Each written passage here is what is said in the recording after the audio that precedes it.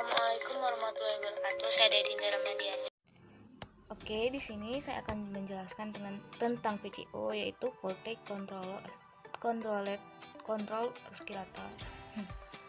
Nah, kalau dalam bahasa Indonesianya bisa dikatakan osilator yang dikontrol oleh tegangannya.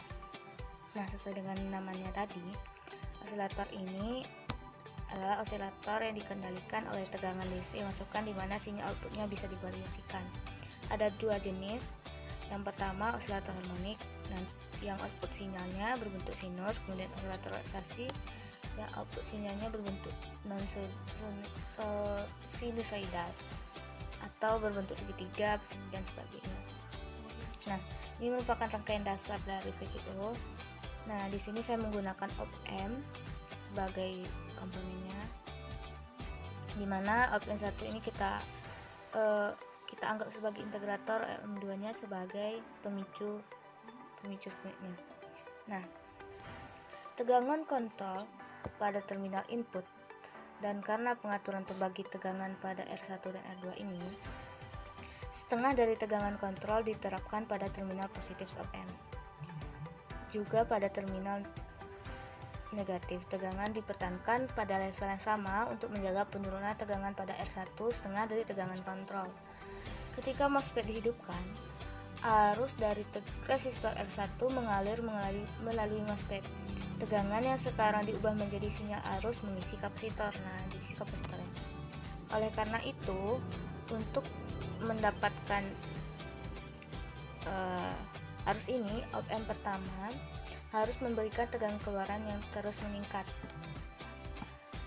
Ketika MOSFET dimatikan, arus mengalir dari R1 dan karenanya melepas kapasitor. Oleh karena itu, dari op-amp pertama diperlukan tegangan keluaran yang jatuh. Jadi, keluaran dari op-amp pertama adalah berbentuk gelombang segitiga. Nah, yang integrator ini gelombang segitiga. Op-amp kedua bekerja sebagai pemicu dan menerima gelombang segitiga sebagai masukan dari op-amp pertama. Ketika tegangan input berada di atas level ambang, maka arus PCC pada outputnya, dan jika input turun di bawah level ambang, output menjadi 0. Oleh karena itu, output gelombang persegi dihasilkan pada output op-amp 2 ini. Jadi dia gelombangnya persegi.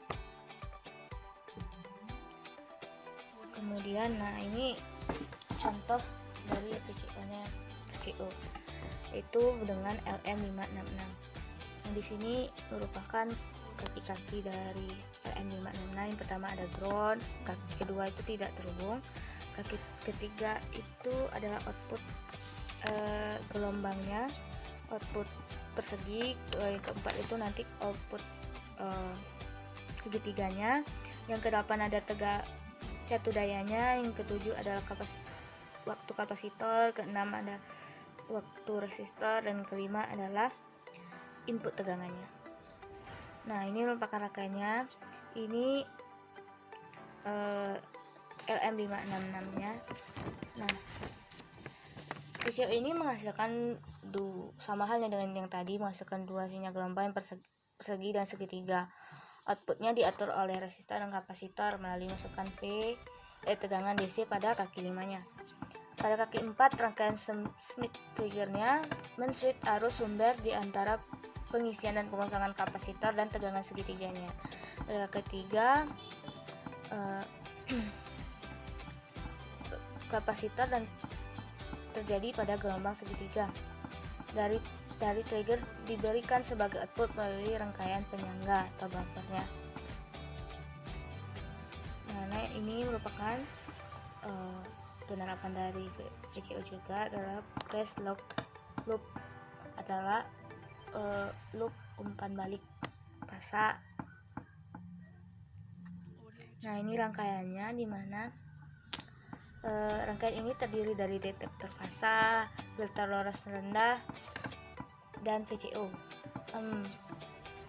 PLL ini memberikan kembali frekuensi ke detektor fasa, kemudian membandingkan frekuensi yang datang sehingga memungkinkan VCO mengunci frekuensi yang sama dengan frekuensi yang masuk. Sinyal keluarnya sinyal inputnya itu lemah atau ada gangguan noise, PPL kemudian mengunci sinyalnya, dikunci, kemudian sinyal outputnya diperkuat tanpa merubah frekuensinya. Sekian penjelasan dari saya, terima kasih, semoga bermanfaat. Jangan lupa like, comment, and subscribe. Assalamualaikum warahmatullahi wabarakatuh.